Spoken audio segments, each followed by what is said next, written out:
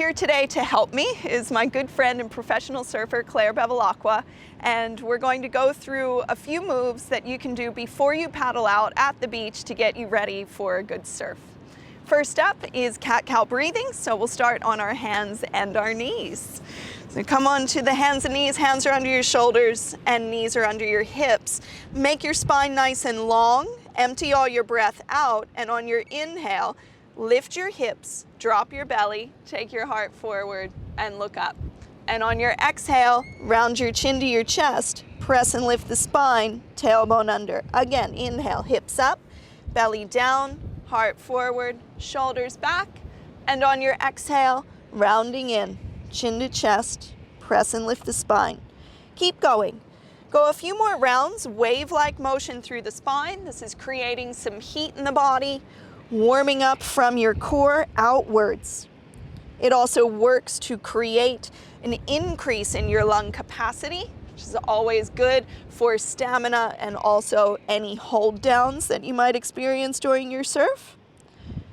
Take 2 more rounds of breath. Inhale to lift the hips, open the front side of the body, and exhale to round in, stretching the back side of the body.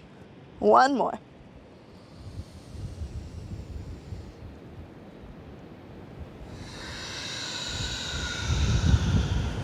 Inhale, come on back to center and set up for downward facing dog. So your hands will be wider than your shoulders.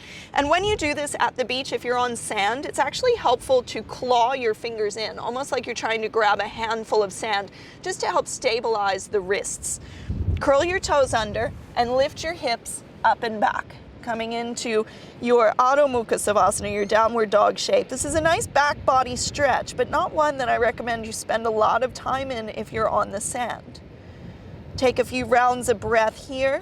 Hips are the highest point, crown of the head moves down towards your thumbs. And once again, gripping into the surface below you, firm the arms towards one another. And then walk your hands all the way back to your feet.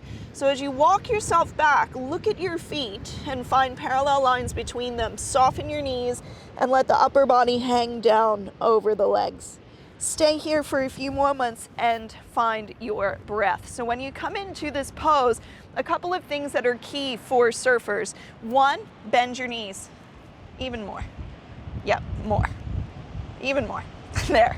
When you bend the knees quite a bit, you allow for the spine to start to open a little bit more. Let the arms be free. Take your shoulders gently away from your ears. You can hold on to opposite elbows. Be in front of your legs. Cool.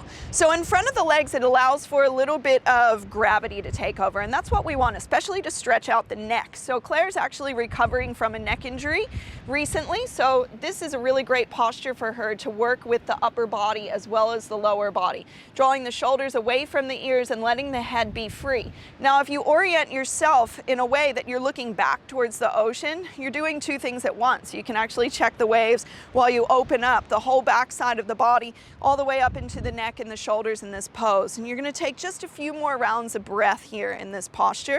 You can empty the breath out through the mouth. And then when you're ready, relax your arms and slowly roll up to stand. So as you roll up to stand, it's 1 vertebrae at a time, letting the head come up last, and then open the shoulders and turn the palms to face front. So this is a posture that we call Tadasana or mountain pose. It just allows for us to align all of the channels of flow in the body.